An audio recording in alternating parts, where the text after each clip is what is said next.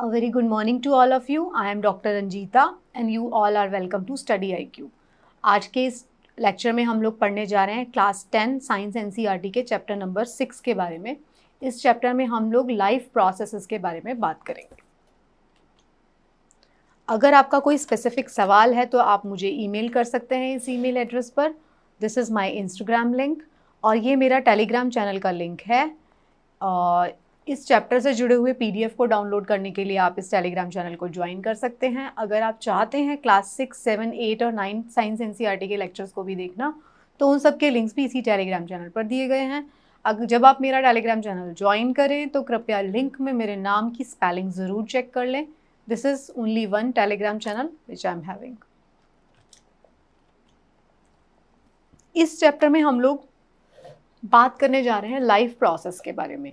तो ये जो चैप्टर है ये क्लास 10 का चैप्टर है जो बायो से रिलेटेड है। तो इस चैप्टर में हम लोग समराइज़ करेंगे सब कुछ जो हमने अभी तक क्लास 6 से लेके क्लास 9 तक जो कुछ भी अभी तक पढ़ा है।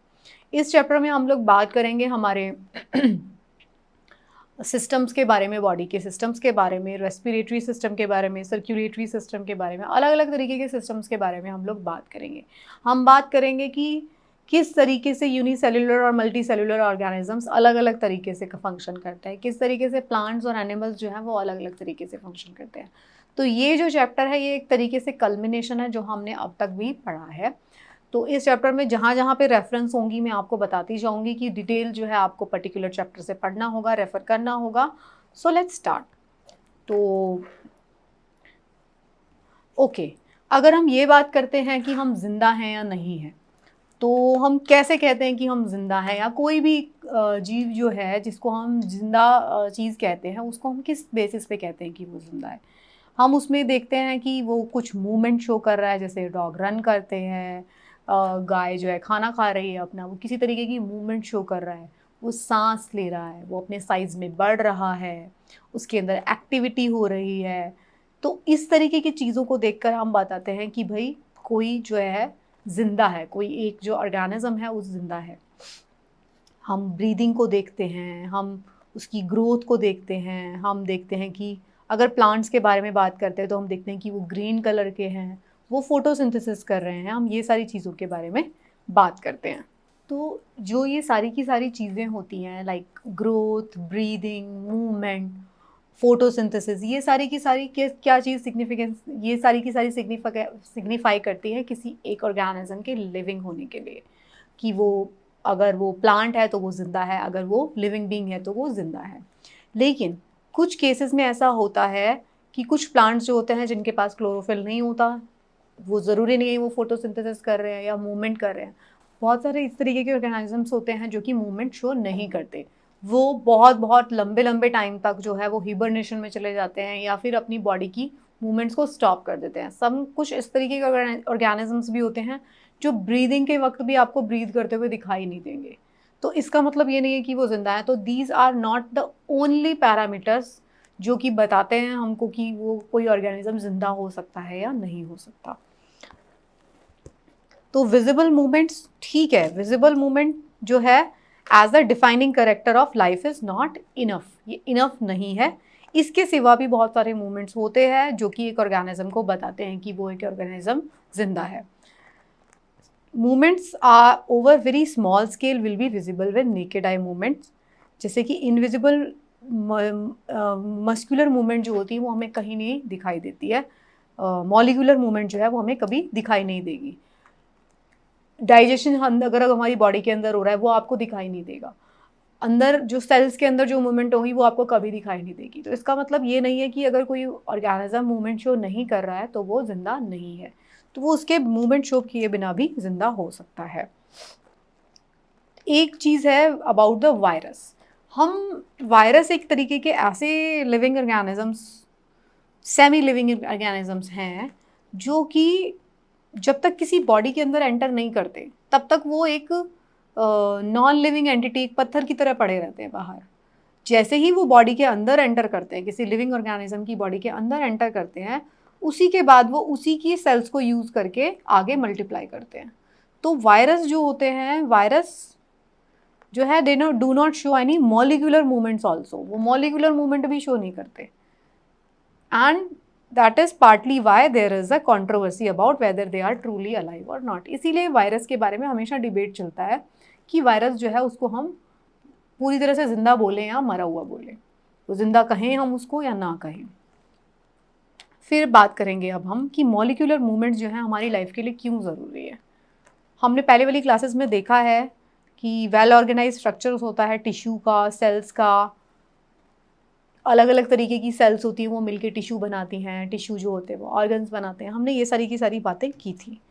तो हम इस चैप्टर में भी थोड़ा आगे चलेंगे। देखो, जो भी हमारे टिश्यूज़ हैं, जो हमारी सेल्स हैं, जो हमारे ऑर्गन्स हैं, जो हमारी बॉडी है, जैसे जैसे वो हमारे एनवायरनमेंट में फंक्शन करती जाती है, उसकी वियर एंड टीयर होती है। तो जो ये वियर एंड टीयर जो होती है उसको भी कांस्टेंट रिपेयर करने की ज़रूरत पड़ेगी। अगर हमने उस वियर एंड टीयर को रिपेयर नहीं किया तो ऑर्गेनिज्म जो होगा वो बहुत जल्दी मर जाएगा। लेकिन ऐसा नहीं होता, ऑर्गेनिज्म बहुत बहुत लंबे लंबे सालों तक जीते हैं। तो वो किस तरीके से जी पाते हैं, जो भी वियर एंड टीयर जो होती है उसकी रिपेयर होती रहती है हमारे बॉडी में कॉन्स्टेंटली। तो जो वो रिपेयर की वजह से हमारी बॉडी रिन्यू होती रहती है बार बार, उसकी सेल्स, उसके टिश्यूज़ जो हैं वो बार बार रिन्यू होते रहते हैं और हमारी बॉडी जो है वो आगे चलती रहती है। हमारे जो स्ट्रक्चर्स हैं बॉडी के, ऑल दी स्ट्रक्चर जो है वो मॉलिक्यूल से बने होते हैं और they must be move molecules around all the time. What are the maintenance process in living organism. अब जो मैंने आपको बताया कि रिपेयर जो चल रही है हमारे बॉडी के अंदर वो मेंटेनेंस प्रोसेस है। तो अब हम बात करेंगे ये मेंटेनेंस प्रोसेसेस क्या क्या होते हैं। ठीक है, तो हम लाइफ प्रोसेसेस के बारे में बात करेंगे। देखो, जो मेंटेनेंस फंक्शन है, जब हम कुछ भी नहीं कर रहे होते, जब हम सो रहे हैं, चुपचाप बैठे हुए हैं, तब भी फंक्शन करता रहता है। मेंटेनेंस प्रोसेस जो है needed to prevent damage and break down, energy is needed for them. जो मेंटेनेंस प्रोसेस है जिसमें रिपेयर आती है, ग्रोथ आती है, वो सब जो है हमारी बॉडी को प्रिवेंट करता है डैमेज से, ब्रेक डाउन से। उसके लिए एनर्जी चाहिए होती है। ये एनर्जी जो होती है come from outside the body of an individual organism. हमें हमारी बॉडी को जो एनर्जी चाहिए वो कहाँ से आ रही है, वो हमें मिलती है फूड से। ठीक है, फूड के थ्रू मिलती है। So source of energy from outside the body of organism which is called food. तो जो फूड होगा उसको हम अंदर लेते हैं और फिर हम उसको न्यूट्रिशन के फॉर्म में एब्जॉर्ब करते हैं। ठीक है, अगर बॉडी साइज ऑर्गेनिज्म का ग्रो करना है तो एडिशनल रॉ मटेरियल की ज़रूरत पड़ेगी जो बाहर से आएगा। लाइफ अगर आप अर्थ के ऊपर देखते हैं तो कार्बन बेस्ड मॉलिक्यूल्स होते हैं। तो most of the food sources are also carbon based molecule, क्योंकि कार्बन बेस्ड मॉलिक्यूल्स के थ्रू ही तो प्लांट फोटोसिंथेसिस करते हैं। तो प्लांट जो फोटोसिंथेसिस करेंगे तो इसलिए हमारा मोस्टली जो फूड भी होता है वो क्या होता है, कार्बन बेस्ड होता है। तो depending upon the complexity of these carbon sources, different organism can be use different kind of nutritional process. तो outside source of energy could be quite varied since the environment is not under control of individual organism। तो जो ये sources of energy जो हैं need to break down or building up in body and must be finally converted to uniform source of energy that can be used for various molecular movements needed for maintenance of life structure। तो जो भी food हम बाहर से खाते हैं, जो carbon based जो फूड है, उस फूड को प्रोसेस करने की ज़रूरत पड़ती है हमारे को न्यूट्रिशन देने के लिए। तो जो ऑक्सीडेशन रिडक्शन रिएक्शंस होती हैं जिससे कि ये मॉलिक्यूल्स ब्रेक डाउन होते हैं हमारे बॉडी में और हमारी बॉडी इनको यूटिलाइज कर पाती है। जो प्रोसेस होता है acquiring oxygen from outside the body to use in this process of break down, तो इसको हम कहते हैं रेस्पिरेशन। अगर हमने बात की, हम एज एन इंडिविजुअल है जिसके अंदर अलग अलग तरीके के बॉडी फंक्शन चल रहे हैं, उन सारे बॉडी फंक्शन को चलाने के लिए हमें ज़रूरत है एनर्जी की। वो एनर्जी मिलती है हमको फूड से। फूड जो है हम अपनी बॉडी के अंदर खाते हैं और उसका प्रोसेसिंग होती है, उसका ब्रेक डाउन होता है, उसका ऑक्सीडेशन होता है, उसका रिडक्शन होता है और वो न्यूट्रिशन के फॉर्म में हमें एब्जॉर्ब करते हैं। तो जो ये जो प्रोसेस है जिससे फूड का ऑक्सीडेशन होने वाला है, उसके लिए ऑक्सीजन की ज़रूरत है। तो वो ऑक्सीजन हमें कहाँ से मिलता है, वो ऑक्सीजन हमें रेस्पिरेशन के थ्रू मिलता है। हम सांस लेते हैं, ब्रीद करते हैं, उसके थ्रू हम जो है ऑक्सीजन को इनहेल करते हैं अपने बॉडी के अंदर। सिंगल सेल ऑर्गेनिज्म की अगर हम बात करते हैं, जो सिंगल सेल ऑर्गेनिज्म है उनके पास कोई स्पेसिफिक वो नहीं होता। अगर हम अमीबा की बात करते हैं, अमीबा क्या करता है, अमीबा का सूडोपोडिया होता है, हमने पढ़ा था प्रीवियस क्लासेस में। तो वो अपने सूडोपोडिया की मदद से मूव भी करता है, फूड भी खाता है, ठीक है, उसी से करता है सारे काम। तो exchange of gases and removal of waste जो होता है, अगर सिंगल सेल ऑर्गेनिज्म की बात करेंगे तो उसमें उसकी सेल के थ्रू ही होता है सब कुछ। लेकिन जो मल्टी सेलुलर ऑर्गेनिज्म है, for example human beings, fishes, birds, उनके केस में क्या होगा, उनके पास अलग अलग तरीके की सेल्स मिलकर टिश्यू बना रही हैं, ऑर्गन्स बन रहे हैं। तो उनके पास एक ऑर्गन का सिस्टम होगा पूरा का पूरा। जैसे ह्यूमन बींग्स के केस में हम क्या बात करेंगे, हमारे पास रेस्पिरेटरी सिस्टम है, नाक से हम सांस लेते हैं, अंदर जाता है नॉस्ट्रल्स, लंग्स, ठीक है। सिमिलरली फिश के पास अलग अपने गिल्स होंगे, अलग अलग ऑर्गेनिजम्स के पास अलग अलग तरीके के ऑर्गन्स होंगे वो स्पेशलाइज फंक्शन परफॉर्म करने के लिए। बट सिंगल सेल ऑर्गेनिज्म के केस में क्या हो रहा है, सिंगल सेल ऑर्गेनिज्म के केस में एक ही सेल है तो वही सारे फंक्शन वही परफॉर्म कर रही है, ठीक है। जब chemical reaction use the carbon sources and the oxygen for the energy generation, they create byproduct that are not only useless for the body, वो harmful भी होते हैं। तो ये जो harmful जो बाय प्रोडक्ट्स निकलते हैं, हमने रेस्पिरेशन किया, उसके बाद हमारा खाना डाइजेस्ट हो गया, तो जो हार्मफुल प्रोडक्ट्स जो बनेंगे उसको हमारी बॉडी से बाहर निकालना पड़ेगा। तो जो बाहर निकालने का जो प्रोसेस है उसको कहते हैं एक्सक्रीशन, ओके। तो जो वेस्ट प्रोडक्ट है जो रिमूव हो रहे हैं हमारी बॉडी से उसको हम कह रहे हैं एक्सक्रीशन। तो जो बेसिक रूल है for body design in multi cellular organism are followed a specialised tissue for excretion. अब मैंने बताया आपको, क्योंकि मल्टी सेलुलर ऑर्गेनिज्म के केस में क्या होता है, उनके पास स्पेशलाइज्ड टिश्यूज होते हैं हर एक चीज़ के लिए।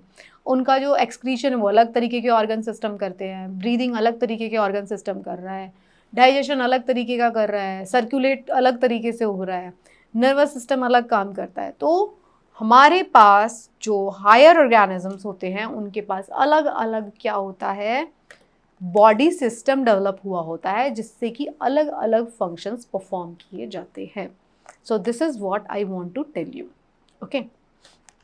तो अब हम सबसे पहले प्रोसेस की बात करते हैं विच इज़ न्यूट्रिशन। तो न्यूट्रिशन क्या होता है, देखो एनर्जी जो है वो हमें चाहिए क्या करने के लिए, maintain a state of order in our body. हमारी बॉडी को मेंटेन करने के लिए, हमारी बॉडी की ग्रोथ के लिए, सारी चीज़ों के लिए, हेल्दी रखने के लिए हमें एनर्जी की रिक्वायरमेंट है। ये जो एनर्जी है जो हम बाहर से खाना खाते हैं in order to grow, develop, synthesise, वो है and other substance needed in the body. तो जो सोर्स ऑफ एनर्जी क्या है, फूड है। हम एनर्जी कैसे ले रहे हैं, फूड के फॉर्म में। तो हमने फूड खाया जिससे कि हमको क्या मिलता है, उसी का प्रोसेस होना है। फूड को हमने खाया तो उसका डाइजेशन होगा, जो न्यूट्रिशन एक प्रोसेस है जिसके थ्रू हमको न्यूट्रिशन मिलेगा। तो लिविंग ऑर्गेनिज्म अपना फूड कैसे खाते हैं हम इसमें ये बात करेंगे। देखो कुछ ऑर्गेनिज्म क्या करते हैं, सिंपल फूड मटेरियल खाते हैं from inorganic sources, from carbon dioxide and water.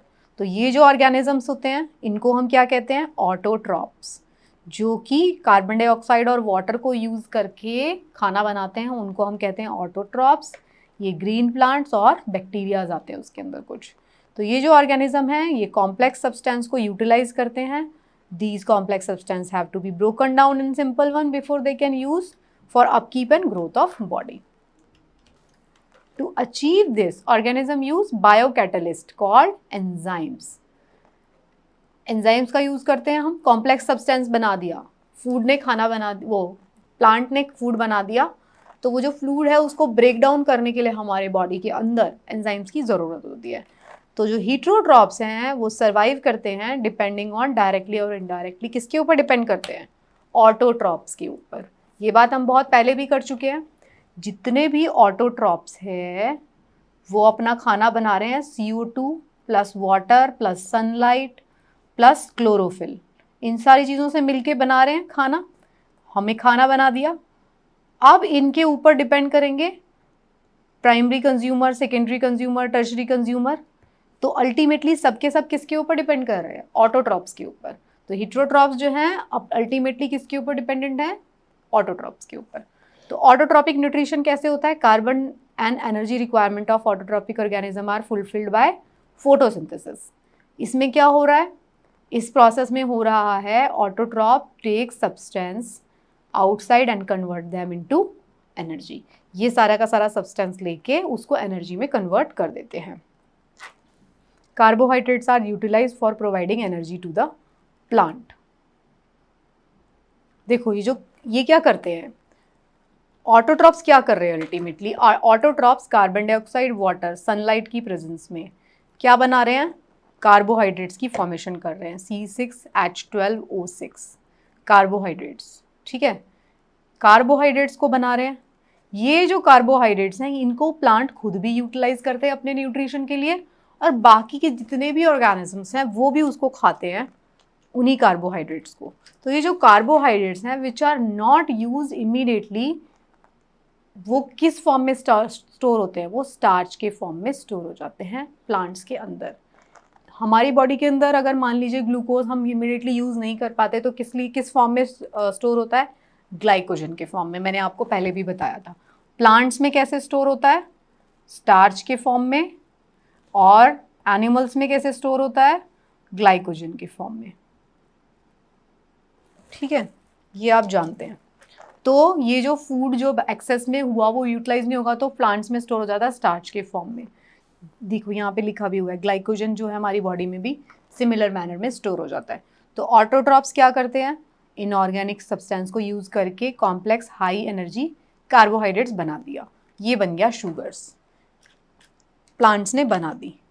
During जो फोटोसिंथेसिस का प्रोसेस होता है उसमें क्या होता है, फॉलोइंग इवेंट होता है। लाइट एनर्जी जो है एब्जॉर्ब होती है क्लोरोफिल से, conversion of light energy to chemical energy, and splitting of water molecules into hydrogen and oxygen, reduction of carbon dioxide to carbohydrate, ये सब कुछ हो रहा है। ये सारे स्टेप्स आप पढ़ लेना। इससे क्या हो रहा है, अल्टीमेटली प्लांट्स अपना खाना बना रहे हैं, और जो खाना प्लांट्स ने यूटिलाइज नहीं किया उसको वो स्टोर करके रख देते हैं, किसके फॉर्म में, स्टार्च के फॉर्म में। अगर आप एक पत्ते का, लीफ का माइक्रोस्कोप में अगर आप देखते हैं तो आपको ग्रीन कलर के डॉट्स दिखाई देते हैं, इनको हम क्या कहते हैं, ये हमारी होती है क्लोरोप्लास्ट, जिसके अंदर क्या होता है, क्लोरोफिल। इन क्लोरोप्लास्ट के अंदर होता है क्लोरोफिल। प्लांट्स की पत्तियों की बात हो रही है, ये पत्तियों का अगर आप क्रॉस सेक्शन देखेंगे तो इसमें आपको दिखाई देगा क्लोरोप्लास्ट दिखाई देगा, और इसके अंदर आपको क्लोरोप्लास्ट दिखाई देगा, और क्लोरोफिल होता है क्लोरोप्लास्ट के अंदर। तो जो प्लांट्स होते हैं वो obtain carbon dioxide, plants carbon dioxide obtain करते हैं। उसको करने के लिए प्लांट्स के पास क्या होता है, पत्तियों के बीच में छोटे छोटे पोर्स होते हैं जिनको स्टोमेटा कहते हैं। स्टोमेटा जो होता है उसके, ये स्टोमेटा है, उसके चारों तरफ गार्ड सेल्स होती हैं। तो ये जब गार्ड सेल्स जो होती हैं ये स्वेल हो जाती हैं तो स्टोमेटा क्लोज हो जाता है। ये जब ये हो जाती हैं तो स्टोमेटा खुल जाता है। देखो टाइनी पोर्स प्रेजेंट होते हैं सरफेस ऑफ द लीफ पे। ये जो टाइनी पोर्स क्या करते हैं, ये गैसियस एक्सचेंज में हेल्प करते हैं। ये इंपॉर्टेंट नोट करने के लिए क्या है कि exchange of gases across the surface of the stem, root and leaf सब जगह से होता है। Since large amount of water can also be lost through stomata, plants closes these pores when it does not need carbon dioxide for photosynthesis.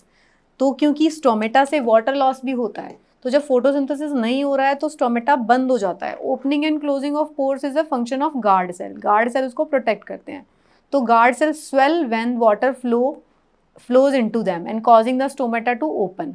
जब ये guard cell swell हो जाती है तो स्टोमेटा ओपन हो जाता है। सिमिलरली जब गार्ड सेल श्रिंक होती है तो स्टोमेटा क्लोज हो जाता है। तो जब फोटोसिंथेसिस हो रहा है उसी टाइम पे कार्बन डाइऑक्साइड वो एब्जॉर्ब कर रहा होता है प्लांट। वो कब हो रहा है, डे टाइम में हो रहा है। तो डे टाइम पे क्या होता है, खुला रहता है वो स्टोमेटा, ताकि ज़्यादा से ज़्यादा कार्बन डाइऑक्साइड एक्सचेंज हो पाए, कार्बन डाइऑक्साइड एब्जॉर्ब हो पाए। ठीक है, वाटर जो होता है वो कहाँ से आ रहा है, वाटर जो यूज करना है प्लांट को वो आ रहा है रूट से। और other nutrients nitrogen, phosphorus, iron, magnesium, ये कहाँ से आ रहा है, ये भी सॉइल से आ रहा है। ओके, तो नाइट्रोजन जो है एसेंशियल एलिमेंट है किस चीज़ के लिए, प्रोटीन सिंथेसिस के लिए। तो ये भी हमें कहाँ से मिल रहा है, ये हमें मिट्टी से ही मिल रहा है अल्टीमेटली। नाइट्रोजन हमें कहाँ से मिलता है इसके बारे में डिटेल में हम पढ़ चुके हैं। ये स्टोमेटा का डायग्राम है। गार्ड सेल्स जब स्वेल हो जाते हैं तो ओपन हो जाता है स्टोमेटा। ठीक है, ये आप देख लीजिए। तो इस तरीके से प्लांट्स जो हैं अपना खाना बनाते हैं। फिर हम बात करते हैं हीटरोट्रॉपिक न्यूट्रिशन के बारे में। तब हीटरोट्रॉप्स क्या होते हैं? जो कि अपना खाना खुद नहीं बना सकते, तो वो किससे खाना खा रहे हैं? वो अल्टीमेटली प्लांट्स के थ्रू ही खाना खा रहे हैं, या तो प्लांट्स को खा रहे हैं या तो फिर प्लांट्स खाने वाले एनिमल्स को खा रहे हैं। ठीक है।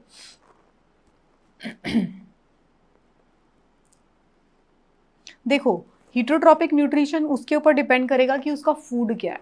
या तो फूड का सोर्स होगा वो स्टेशनरी होगा जैसे कि घास, या तो मोबाइल होगा जैसे कि डियर। जैसे कि हिरन भागता है तो उसको तेज भागना पड़ेगा। तो जो ऑर्गेनिज्म जिसको जिस तरीके का खाना खाना है उसके बॉडी ऑर्गन्स जो है उसी तरीके से डेवलप होते हैं। फॉर एग्जाम्पल, जिसको घास खानी है तो वो क्या करेगा? उसका उसका माउथ उसी तरीके से डेवलप होगा, उसका स्टमक उसी तरीके से डेवलप होगा। कर्ड च्यूइंग एनिमल, हमने पढ़ा था पहले वाली क्लासेस में, जो एनिमल्स को घास खानी है उनकी जो इंटेस्टाइन है वो ज़्यादा लंबी हो जाएगी, क्योंकि घास को डाइजेस्ट करना बहुत मुश्किल काम है सेलुलोज को। तो उसी तरीके से उनकी इंटेस्टाइन में मॉडिफिकेशन हो जाती है। जिनको मांस खाने वाले, जो मांसाहारी एनिमल है, उनको क्या करना है? उनको मांस खाना है तो उनको घास नहीं खाना है, तो उनकी एलिमेंट्री कैनाल में मतलब क्या होगा? छोटी होगी थोड़ी, तो उनका डाइजेशन अलग तरीके से होगा। ये सारी की सारी बातें इन स्लाइड्स के बीच में लिखी हुई हैं, आप इसको पढ़ते जाइए। जो जो चीज़ें मुझे समझाने के लिए लग रही हैं यहाँ पे इंपॉर्टेंट, वो मैं आपको बताती जाऊंगी। ओके। तो अलग अलग तरीके से जो ऑर्गेनिज्म है वो अपना खाना खाते हैं। जैसे कि अगर हम फंगस की बात करें तो फंगस क्या करती है? फंगस पहले क्या करती है? Whole material and break down it inside the body. Other takes in whole material, मतलब जैसे कि फंगस और ब्रेड मोल्ड्स क्या करते हैं? पहले ही उस मटेरियल को बाहर ही गला देते हैं, पहले डाइजेस्ट कर देते हैं, फिर उसको इंजेस्ट करते हैं। हम क्या करते हैं? पहले खाना खाते हैं फिर उसको डाइजेस्ट करते हैं बाकी सारे ऑर्गेनिजम्स। लेकिन कुछ ऑर्गेनिज्म हो गए जैसे कि फंगस, जैसे कि ब्रेड मोल्ड्स, वो क्या करते हैं? पहले उसको डाइजेस्ट कर लेते हैं आउटसाइड, फिर उसको इंजेस्ट करते हैं। कुछ ऑर्गेनिजम्स क्या करते हैं? अपने प्रे को मार देते हैं, जैसे कि डियर के केस में, लॉयन के केस में वो डियर को मार के पूरा खा लेता है। कुछ ऑर्गेनिज्म क्या करेंगे? पैरासिटिज्म करेंगे, मतलब कि वो उस जिस एनिमल के ऊपर फीड कर रहे हैं उसको मारेंगे भी नहीं। जैसे लीच हो गया है ना, उसका न्यूट्रिशन, उसका ब्लड जो है उसको सक करते रहेंगे, पैरासाइट्स बोलते हैं उनको। ठीक है। कसकटा प्लांट हो गया, ऑर्किड्स हो गए, टिक्स हो गई, लाइस हो गई, लीच हो गया, टेप वॉर्म हो गया, ये सब क्या कर रहे हैं? ये अपने होस्ट को किल नहीं करते, ये उसको जिंदा रखते हैं, लेकिन उसका उसका जो जितना भी न्यूट्रिशन है उसकी बॉडी से वो डिराइव करते रहते हैं। तो ऑर्गेनिज्म किस तरीके से ऑब्टेन कर रहे हैं अपना न्यूट्रिशन? देखो, फूड का जो क्वालिटी जैसे जैसे डिफरेंट होगी उसी तरीके से डाइजेस्टिव सिस्टम भी डिफरेंट डिफरेंट होता है अलग अलग ऑर्गेनिज्म में। हमने डाइजेस्टिव सिस्टम बात किया था, कर्ड च्यूइंग एनिमल के बारे में बात किया था हमने, उनका डाइजेस्टिव सिस्टम पढ़ा था। फिर हमने ह्यूमन डाइजेस्टिव सिस्टम के बारे में भी बात की थी, तो दोनों में अलग अलग था। कर्ड च्यूइंग में उनका जो र्यूमन, उसके 4 पार्ट से, र्यूमन, रेटिकुलम, ओमेसम, एबोमेसम, आपको याद होगा। ये मैंने आपको लर्न करने के लिए भी बोले थे ये चारों नाम। ये उनके स्टमक के पार्ट्स होते हैं। ऐसा स्टमक जो होगा वो बाकी एनिमल्स का नहीं होता। वो आप पहले वाला चैप्टर देख लीजिए। अमीबा के केस में हमने बताया था कि वो फिंगर लाइक प्रोजेक्शन जो है वहाँ अपने बॉडी से निकालता है, उसी फिंगर लाइक प्रोजेक्शन के थ्रू जो है वो ईट करता है। ये देखिए, ये अमीबा इस तरीके से खाना खाता है। पैरामीशियम जो है ये यूनिसेलुलर ऑर्गेनिज्म है। अगेन ये भी क्या करेगा? इसका भी एक डेफिनेट शेप बना के अपने फूड को इंजेस्ट करता है और उसको डाइजेस्ट करता है। तो ये सिंगल सेलुलर ऑर्गेनिज्म थे। तो मल्टी सेलुलर ह्यूमन बींग्स के केस में क्या होता है? एलिमेंट्री कैनाल होगी जिसके अंदर long tube extending from mouth to anus, जिसके अलग अलग पार्ट्स होंगे। Naturally food has to be processed to generate particles which are small and of same texture. देखिए, हम क्या करते हैं, ह्यूमन बीइंग के केस में क्या था? हमने पूरा का पूरा डाइजेस्टिव सिस्टम अगर आप देखते हैं ह्यूमन बीइंग के केस में, माउथ से शुरू होता है। माउथ से हमने खाना लिया, ईसोफेगस, स्टमक, फिर स्मॉल इंटेस्टाइन, फिर लार्ज इंटेस्टाइन। ठीक है। फिर अलग अलग यहाँ पे ग्लैंड्स होती हैं, लीवर हो गया, बाइल डक्ट हो गया, ये सारी क्या करते हैं? ये जूसेस सिक्रीट करती रहती हैं बीच बीच में। तो ये ह्यूमन एलिमेंट्री कैनाल के बारे में हमने क्लास 9 में पढ़ा था। तो उस वाले चैप्टर से क्लास 8 में भी पढ़ा था, तो उस चैप्टर से आप ज़रूर देख लीजिएगा। तो जब हम क्या करते हैं, जब हम सब कुछ भी खाते हैं, व्हेन वी ईट समथिंग, तो हमारे पानी आ जाता है मुंह में। तो ये जो पानी आता है ये क्या होता है? ये सिर्फ पानी नहीं होता, इसके अंदर सलाइवा मिक्स होता है, ये सलाइवरी ग्लैंड से सिक्रीट होता है। तो हमारी 3 सलाइवरी ग्लैंड्स होती हैं, है ना, सबलिंगुअल, मैक्सिलरी, मैंडिबुलर, है ना। तो ये 3 तरीके की हमारी सलाइवरी ग्लैंड्स होती हैं। ये तीनों तरीके की सलाइवरी ग्लैंड्स मिल के हमारे माउथ में सलाइवा सिक्रीट करती हैं। तो another aspect of food we digest is complex nature. तो जो हम फूड खाते हैं उसका कॉम्प्लेक्स नेचर होता है, उसके अंदर फैट्स भी होंगी, उसके अंदर कार्ब्स भी होंगे, उसके अंदर प्रोटीन्स भी होंगे। तो अलग अलग जो एंजाइम्स हमारी बॉडी से सिक्रीट होते हैं, जैसे कि सलाइवा से जो एंजाइम सिक्रीट होते हैं वो हमारे बॉडी के अंदर जैसे ही फूड खाएंगे उस फूड के अंदर जो भी कार्ब्स होंगे उसको डाइजेस्ट करना वहीं से स्टार्ट कर देते हैं। तो जैसे ही हमने मुंह में खाना डाला और वो सलाइवा के साथ कोट हो जाएगा, तो क्या होता है, सलाइवा के अंदर एंजाइम होता है सलाइवरी अमाइलेज। वो क्या करता है, स्टार्च को ब्रेक डाउन करता है। स्टार्च क्या है, कार्बोहाइड्रेट्स है ना। तो ये इसको कॉम्प्लेक्स शुगर को सिंपल शुगर में ब्रेक डाउन कर देगा।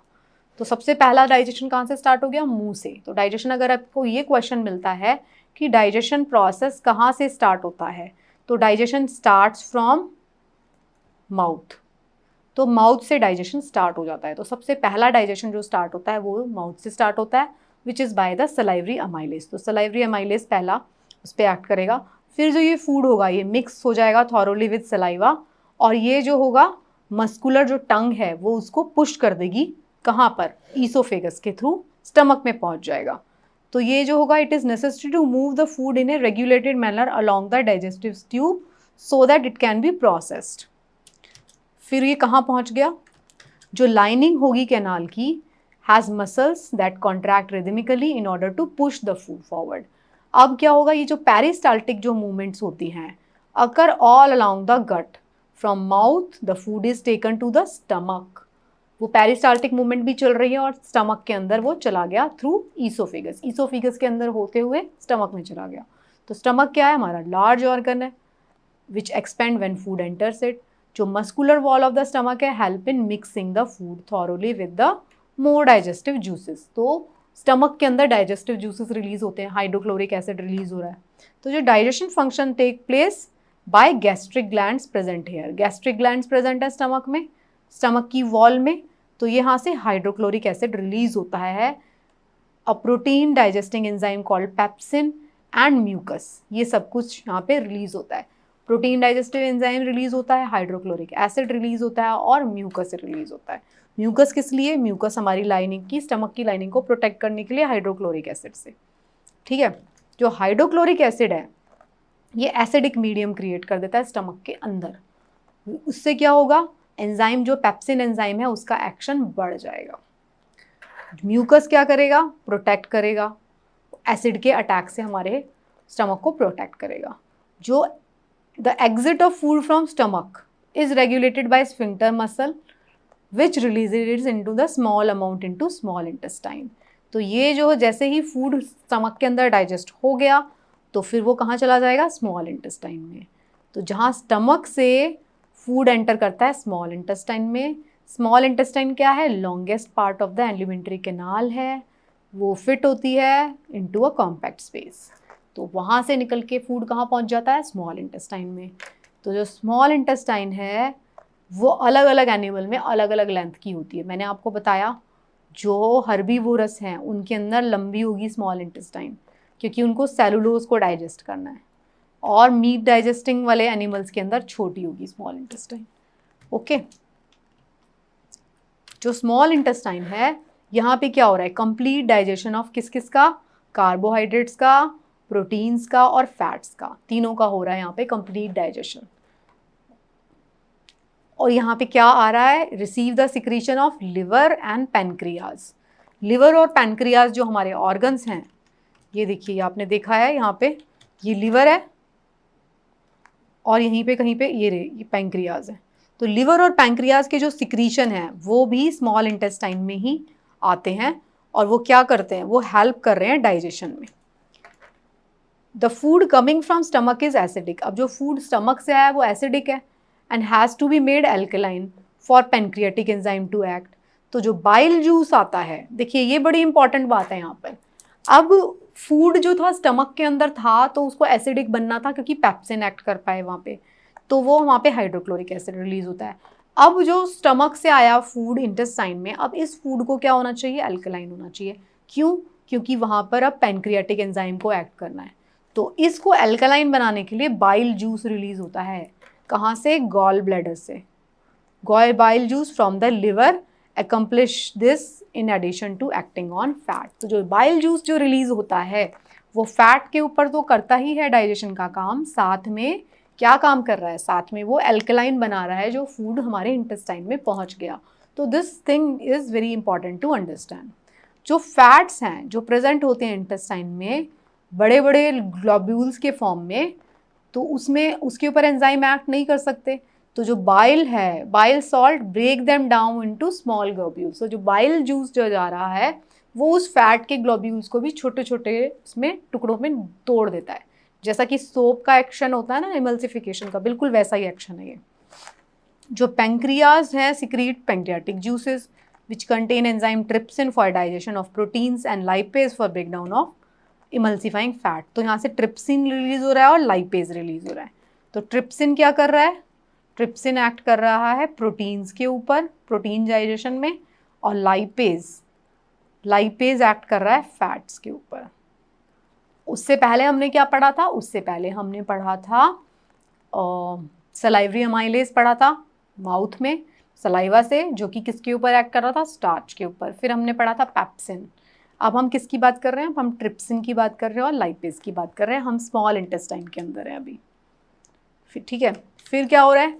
जो स्मॉल इंटेस्टाइन जो है उसके अंदर भी ग्लैंड्स होती हैं जो इंटेस्टाइनल जूसेस रिलीज कर रही हैं। तो ये जो एंजाइम प्रेजेंट होता है in it finally convert protein into amino acid, complex carbohydrate into glucose, और फैट को किस में कन्वर्ट करता है? Fatty acid and glycerol. तो यहाँ पे कंप्लीट डाइजेशन हो गया है। फैट का हो गया fatty acid and glycerol, proteins का हो गया है अमाइनो एसिड्स में, कार्बोहाइड्रेट्स का हो गया है सिंपल शुगर में। तो ये जो डाइजेस्टेड फूड है फिर वो क्या होगा? Taken up by the wall of intestine. Intestine की वॉल के बारे में हमने पढ़ा था। इंटेस्टाइन की वॉल का स्ट्रक्चर आपको याद है? क्लास 9 और क्लास 8 में हमने पढ़ा था। उसमें ऐसे विलाइज होती हैं। तो यहाँ से फूड जो है वो एब्जॉर्ब हो जाएगा, इसको एब्जॉर्ब कर लेंगे। और इसके अंदर क्या थी? इसके अंदर ब्लड वेसल्स होती थी, कैपिलरीज। तो कैपिलरीज जो है उसको ब्लड में ले जाएंगी। तो क्या है? Inner lining of small intestine has numerous finger like projection. इनको क्या कहते हैं? विलाई कहते हैं। विच increases the surface area for absorption. और ये विलाई जो होंगी ये रिच सप्लाई होती हैं ब्लड वेसल से, which take the absorb food to each and every cell of the body. और फिर यहाँ से क्या होगा? यूटिलाइज हो जाएगा ये फूड एनर्जी बिल्डअप में, बिल्डिंग न्यू टिश्यूज़। ये पूरी बॉडी के अंदर सर्कुलेट हो जाएगा। और जितना भी अनएब्जॉर्ब फूड रहेगा वो लार्ज इंटेस्टाइन में पहुंच जाएगा। और फिर वहाँ से जितना वाटर बचा था उस फूड के अंदर वो एब्जॉर्ब हो जाएगा। और फिर जो रेस्ट ऑफ द फूड जो बचा था, जो अनडाइजेस्टेड है, जिसके अंदर हार्मफुल सब्सटेंस बच गए, वो हमारी बॉडी से रिमूव हो जाएगा through anus. And exit of this waste material is regulated by anal sphincter, और वो हमारी बॉडी से बाहर रिलीज हो जाएगा। तो ये था कंप्लीट प्रोसेस ऑफ डाइजेशन, जिसमें हमने बात किया यूनिसेलुलर ऑर्गेनिज्म में किस तरीके से था, मल्टी सेलुलर ऑर्गेनिज्म में किस किस तरीके से था। तो ये हमने पहले प्रोसेस, लाइफ प्रोसेस के बारे में बात किया, विच is called intake of food and nutrition. So this was the first part of this chapter. इस चैप्टर में हम लाइफ प्रोसेसेस के बारे में बात कर रहे हैं। तो first life process which is nutrition, digestion, हमने उसके बारे में बात किया। तो second part of this chapter हम फिर अगेन दूसरे लाइफ प्रोसेस के बारे में बात करेंगे।